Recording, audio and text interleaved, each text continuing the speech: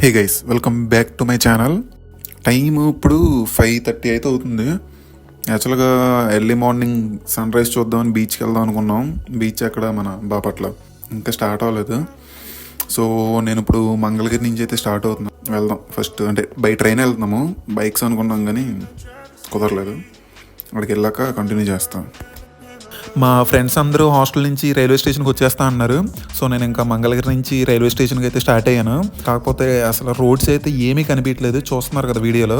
అసలు మెయిన్ ఏమేంటంటే బీచ్లో sun rise చూద్దామని స్టార్ట్ అయ్యాము. ఇంకా ఎలాగో లేట్ అయిపోయింది, సన్ రైజ్ అయితే చూడలేము. సో 6:10 కూడా మేము ట్రైన్ క్యాచ్ చేయలేకపోయాము. నెక్స్ట్ ట్రైన్ ఏమో 2 hours అయితే ఉంది. ఏ ట్రైన్ ఎక్కినా సన్ రైజ్ చూడలేమని వైజాగ్ వెళ్దామని వైజాగ్ ప్లాన్ వేసుకున్నాం, సన్సెట్ చూద్దామని. కాకపోతే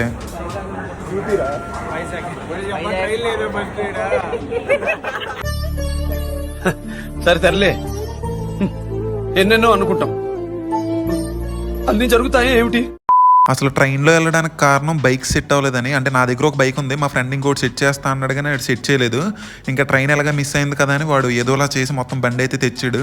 ఇంకా 5 members 2 bikes మీద అయితే స్టార్ట్ అయిపోయాము. కాకపోతే బైక్ మీద అయితే 3 hours ఉంది జర్నీ, అదే ట్రైన్లో అయితే 1 hour. అలా కొంతసేపటికి బ్రేక్ఫాస్ట్కి అయితే పొన్నూరు దగ్గర అయితే ఆగామన్నమాట. మా వాళ్ళు రైల్వే స్టేషన్లోనే తినేశారు.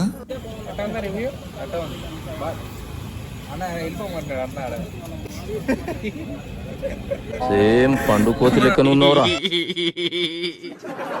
ఇంకా బ్రేక్ఫాస్ట్ అయిపోయాక బ్రేక్ లేకుండా బీచ్ కి అయితే స్టార్ట్ అయిపోయాము. వెదర్ అయితే భలే ఉంది. అక్కడ బీచ్ కి దగ్గరలో ఎయిర్ ఫోర్స్ స్టేషన్ అని ఒకటి అయితే ఉందన్నమాట. సో మొత్తానికి బీచ్ దగ్గరికి అయితే వచ్చేసాము. అక్కడ బైక్ వచ్చి 20 rupees అయితే తీసుకున్నారు, టోటల్ 40. ఇంకా మా వాళ్ళు బైక్ పార్క్ చేయడానికి అయితే వెళ్ళారు. వాళ్ళు వచ్చే గ్యాప్ లో చిన్న వీడియో క్లిప్. అదిగో నా వెనక బాహుబలి బాడీలతో 3 ఉన్నారు కదా, వాళ్ళే నా ఫ్రెండ్స్. ఇంకొకటి మాకన్నా ముందే బీచ్ లోకి దూరేసాడు.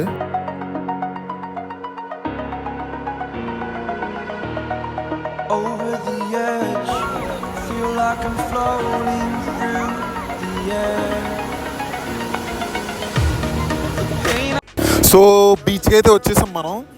అసలు జనం ఉన్నారు, బాగానే ఉన్నారు మొత్తం. అక్కడక్కడ ఇటు కన్నా చూడండి అదిగోండి, ఇటు ఎక్కువ ఉన్నారు. సో ప్రస్తుతానికి అయితే మా వాళ్ళు ఫొటోస్ అయితే దిగుతున్నారు. చూద్దాం, అదే మీకు చూపిస్తా చూడండి. అదిగోండి ఫొటోస్ అయితే దిగుతున్నారు. ఎంజాయ్ చేద్దాం మంచిగా. అది మేము వెళ్ళిన రోజు సముద్రంలో అసలు అలలే లేవు, చాలా ఎప్పటికో ఒకటి వస్తుందన్నమాట. చాలా స్లోగా ప్రశాంతంగా ఉంది సముద్రం. అక్కడ ఒక ఆంటీ సమోసాలు తీసుకోండి అని బాగా అడుగుతుంటే ఇంకా సమోసాలు అయితే తీసుకున్నాం. ఎందుకు తీసుకున్నారో బాబు అనిపించింది, అంత మంట ఉన్నాయి అసలు.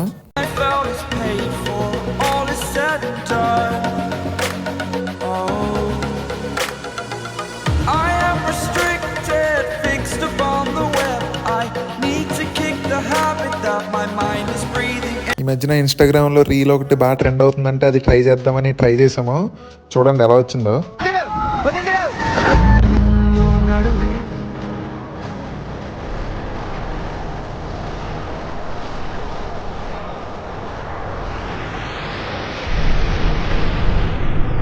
అక్కడ కొన్ని క్యామెల్స్ అయితే ఉన్నాయన్నమాట. సో వాటి పక్కన ఫోటో దిగుదాం అనుకున్నా కానీ మా ఫ్రెండ్స్ నువ్వే దానంత ఎత్తున్నావు ఎందుకురా ఫోటో అన్నారు.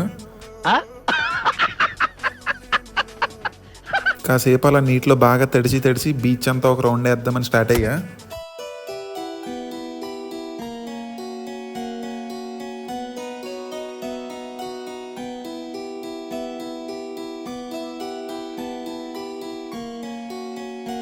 లక్ ఏంటంటే మేము వెళ్ళిన రోజు మాకు డాల్ఫిన్స్ అయితే కనిపించినాయి అనమాట.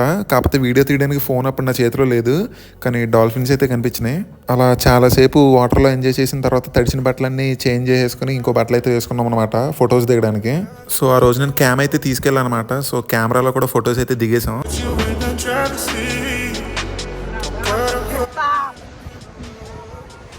ఏంటి మమ్మీ ఎవడీడు?